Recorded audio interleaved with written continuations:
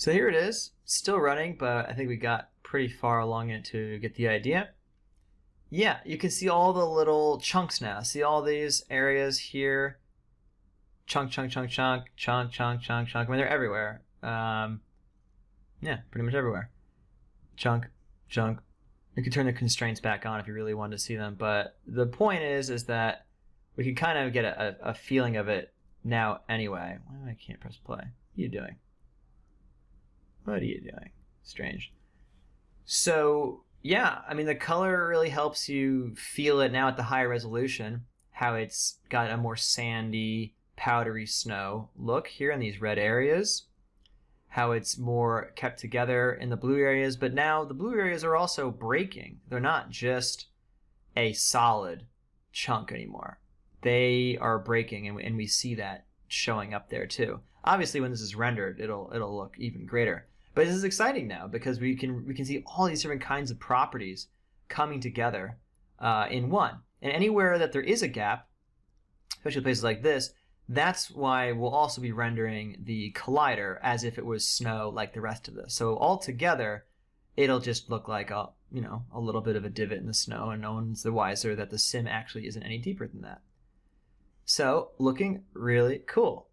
Now, one thing I would like to mention is that these constraints, while great that they are keeping it together, maybe they shouldn't necessarily be infinitely strong. If this is snow that is capable of, running like powder in some areas, it might be nice to have the ability to have those chunks break also. Kind of like the way the attraction weight allows for the chunks to break as well. Now, I have not been able to figure out how to do that easily with the tools the way they are now, and I could be wrong about this. But essentially, the edge constraint, the one that we're doing by default here, distance along edges, that has the stretch here. And there's one of those world-famous San Francisco sirens outside, if you can hear that. I know some of you Applied Houdini fans like to keep track of those things. So there it is. There it goes. Anyway, it has a stretch, but it doesn't have braking. Where's the braking? I don't know. It's not there.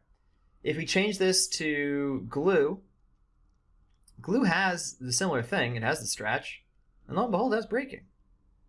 Now, if I wanted to use braking constraints, though, the way that this sets them up, it's not like this one, the distance along edges, where it literally just takes the ones that you give it, and it says, you are those now. If I middle click on here, and I can see there's 300,000 or so, 347,000 polylines coming in. And if you look at the constraints down here, 347,000 went out. So they turned them all into those constraints. And we can prove that to ourselves by going to the primitives and seeing stiffness, the type is the distance, it's all here. And that's applied to every single polyline. Whereas if I go over here in the glue, if I were to, let's say, look at the output with an example null here, well, we got some things. We got 14,000. We sure as hell don't have the 347,000 that went in. What do we have? We got all these little guys here. What these little guys are is it's trying to bridge. Remember the bridges that we spent all that time breaking up here? It's making bridges. It's making bridges between connected pieces. And what are the connected pieces? Well, these blobs. These blobs are technically islands of connected geometry. So what this is doing is, if you look, do you see these blue circles? It's kind of hard to see. There they are. It's creating constraints in those areas based on, a search distance like so. You can see how they go away when this is low. It's searching from one island to another and gluing them together. And that might be useful for clothing or some other things.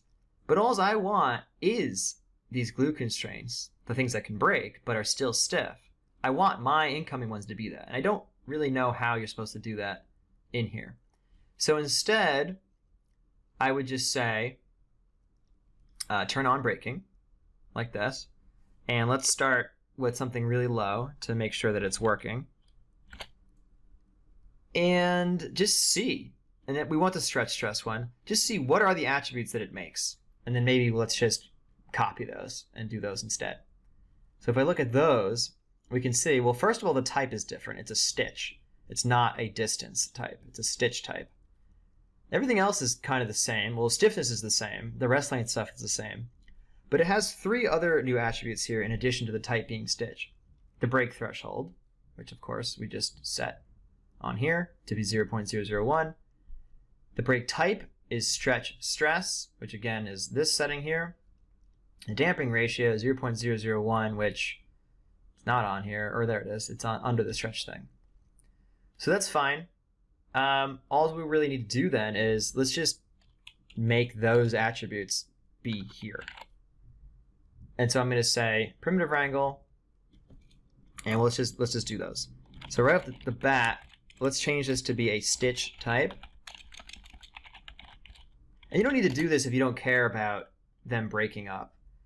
We may not even see a lot of breakup, but I think we'll see enough that it's worth doing. Break type is the stretch stress. And again, these are all that we just looked at in that null one over there on the side. And then the actual break threshold, which will be, you know, if the new distance along the edge is, oops, no double quote, if it is this much longer, then it's broken. And the damping ratio, so that it's not, you know, oscillating like crazy, just removes some energy from the system. So that's that. So by doing that, we still have the stiffness and the rest length stuff. It's still passing it all through the vellum constraint thing. And then, yeah, it's kind of weird to do it this way where we are just recreating the stuff. But honestly, I mean, that's all the vellum constraint thing is doing in the first place, is setting attributes for us. So we don't even technically need to use this at all. But yeah, we're going to kind of just do a hybrid solution, do both. Now, in order to test this, I don't know how slow it was on your computer, but, you know, it's getting a little slower now. Or maybe it's getting a lot slower because this is a lot of particles. So I just want to see how are these constraints going to work on, you know, without running it on the whole thing. Like, can I just see the constraints breaking a little bit? Let's just do that real quick. So I'm going to say, make a group.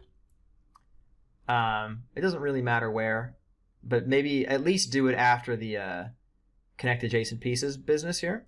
So I'm going to put it right there after the merge. And let's say we'll call it test.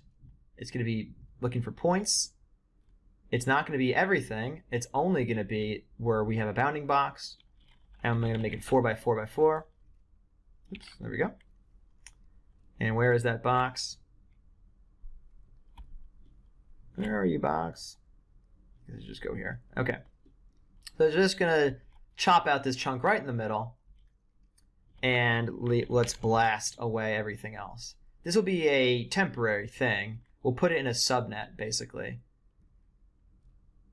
We'll say points. Well, I don't think we technically need to. Let's see. Oh, we didn't actually put the group there. Come on, test. So there it is. So this is just a little section, which you can imagine will run very fast.